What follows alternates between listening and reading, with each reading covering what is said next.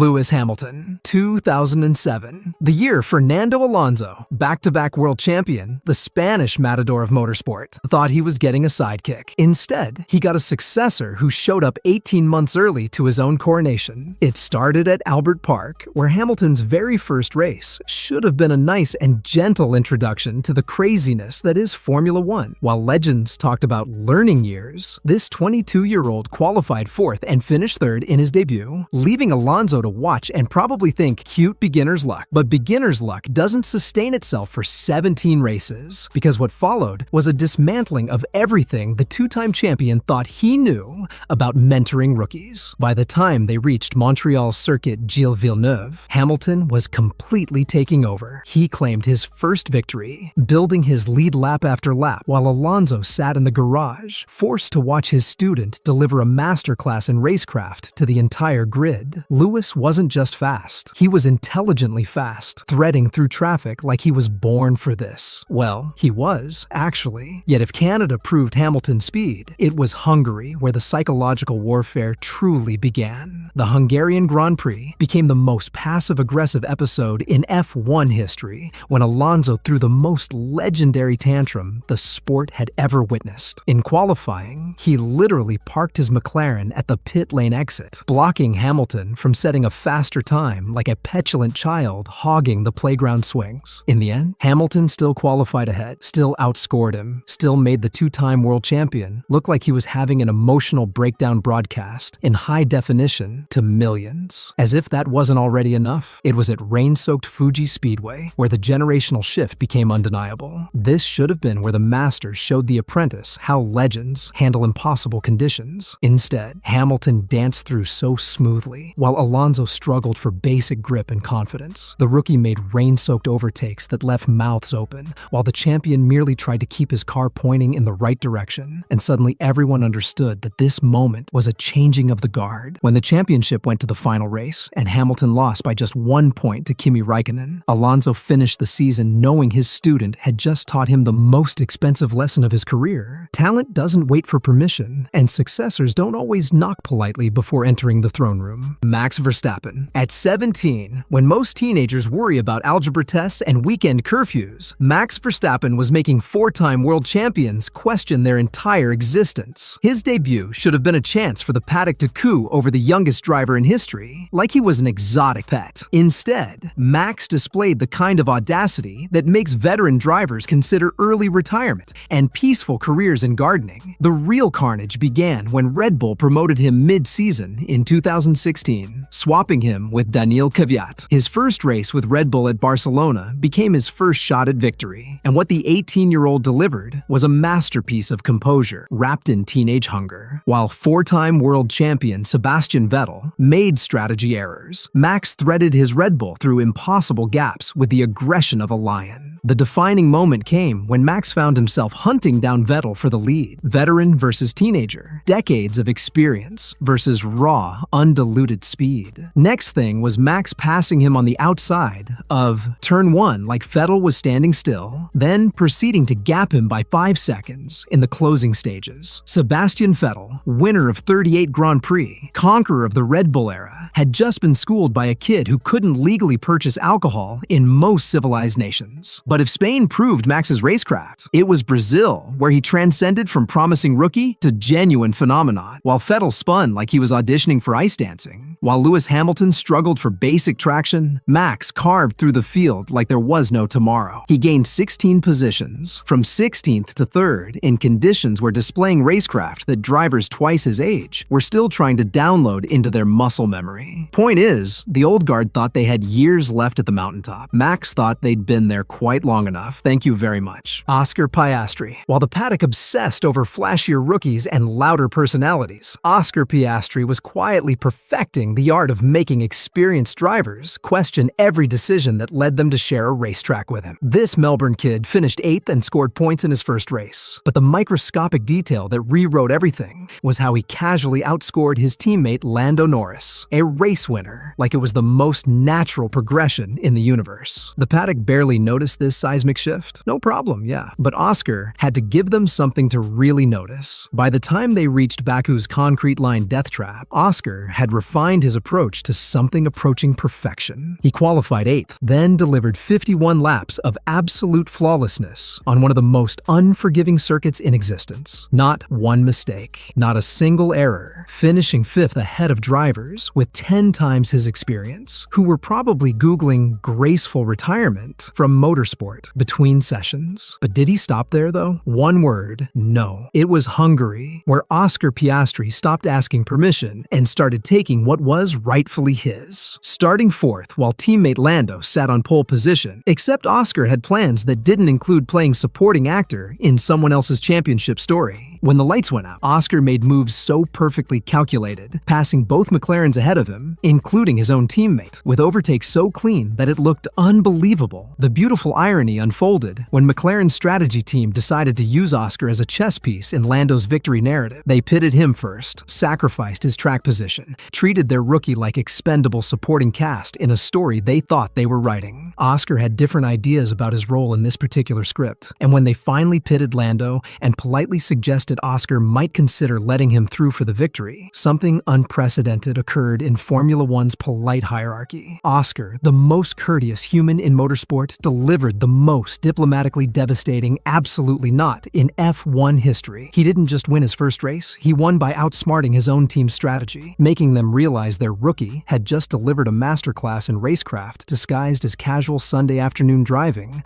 while Lando Norris settled for second place behind his teammate, who'd been in F1 for exactly 12 races. Charles Leclerc, born in Monaco, raised on the streets he would one day dominate. Charles didn't arrive in Formula One like some wide-eyed rookie. He showed up like royalty, reclaiming his throne. His early races with Sauber were supposed to be quiet, but Baku 2018 had other plans. Starting the 18th, Charles didn't wait around. He gained 5 places in 5 laps, slicing through traffic like the midfield was standing still. And that was just the warm-up. The next year in Baku, everything changed. Now with a full season under his belt, Leclerc came back sharper, faster, and fully aware of what he could do. He qualified 7th in a Sauber. That car had no business near Q3, let alone starting ahead of the midfield veterans. Either he made a deal with racing gods, or he'd been hiding his full power this whole time. Then came 2019, and Ferrari finally called him up. It should have been a learning year, a quiet debut. He was paired with 4-time world champion Sebastian Vettel, a titan of the sport, and expectations were to follow, not lead. But in Bahrain, Charles flipped the script. He qualified 3rd, just behind the big boys. And when it was time, he didn't just compete, he actually led, lap after lap. For 28 circuits, Leclerc controlled the race like he'd been doing it for years. Vettel, the senior driver, looked shaken, while Charles executed flawless strategy, nailed every apex, and dictated the tempo of the Grand Prix like he was conducting a masterpiece. This was no rookie luck. It was raw talent and confidence that couldn't be taught. But then, heartbreak. An engine failure stole the win. However, the real victory was in the message sent loud and clear to the entire paddock. Ferrari's future wasn't waiting in line. It had already arrived, and it was faster. George Russell. 3 long years trapped in a Williams so painfully slow, it barely belonged on the same grid. Yet George Russell somehow made the F1 world question reality. While others blamed the machinery, George was busy turning that glorified tractor into a weapon of confusion. How tall, impossibly polite, devastatingly fast. He was rewriting the rulebook. Take Hockenheim during his rookie season, a chaotic downpour that turned this race into a nightmare. George started 19th, exactly where that mechanical relic deserved to be. But as champions like Hamilton and Vettel lost control in rain, Russell danced through like he'd made a deal with the storm gods. From 19th to 11th in a car that shouldn't have left pit lane. That was the moment people stopped laughing at the kid in the Williams. But that wasn't the masterpiece. Spa 2021, a racetrack drowning in monsoon conditions. The paddock was barely functional, but dear Russell, transcendent. He put the Williams, yes, that Williams, on the front row, qualifying 2nd behind Max Verstappen. The same car that usually needed divine intervention to escape Q1 now looked like a championship contender, all because of the one and only George Russell. Lewis Hamilton, in a vastly superior car, could only manage 3rd. The F1 world collectively short-circuited. Russell hadn't just beaten Hamilton. It appeared he had just defied physics. Franco Colapinto, 2024. He wasn't supposed to be here. A mid-season replacement for Logan Sargent, plucked from Formula 2 with 9 races left in the season and thrown into the deep end of Formula 1's shark-infested waters. What nobody expected was that this 21-year-old Argentine would treat his unexpected promotion like a personal invitation to rewrite the record books on what rookie drivers could accomplish when thrust into impossible circumstances. As a rookie, everyone expected subtle, but Franco frankly wasn't having none of that. He qualified respectably and immediately made his experienced teammate Alex Albon, race winner, proven quantity, survivor of Red Bull's brutal driver program, nervous about the internal dynamics. When the race began, while veterans managed considered point-scoring opportunities, Franco drove with the fearless perfection of someone who had forgotten he was supposed to be intimidated by sharing the track with world champions. However, it was Baku where Franco Colapinto stopped being a curiosity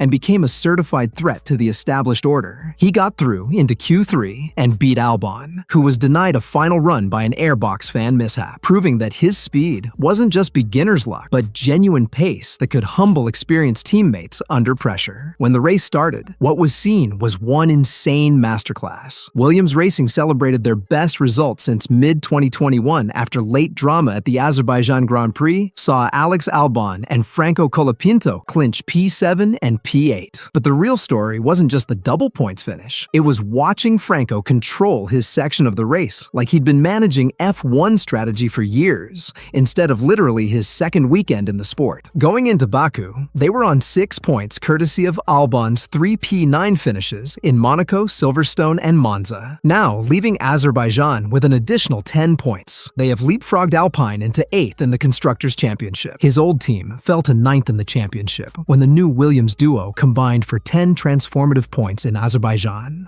proving that Franco hadn't just arrived to make up the numbers. He'd arrived to fundamentally alter the competitive balance. Throughout his brief stint, while established drivers struggled with consistency and strategy execution, Franco accumulated points and positions with the casual efficiency of someone who belonged at this level and was mildly surprised anyone had ever doubted it. Nico Rosberg, 2010. Michael Schumacher returned to Formula 1 after 3 years in retirement, 7 world championships gleaming on his mantelpiece, 91 Grand Prix victories etched into motorsport history, widely considered the greatest driver who ever lived. What nobody anticipated was that his young teammate Nico Rosberg, quiet and supposedly grateful for the privilege of learning from the master, would demolish the legend's reputation and make the comeback one of the most humbling chapters in sporting history. The narrative should have been simple. The returning king reclaims his throne while his eager young apprentice learns at his feet, picking up whatever wisdom falls from the master's table. Mercedes had signed Schumacher precisely for this mentoring dynamic, expecting his experience to accelerate their development, while Rosberg provided steady support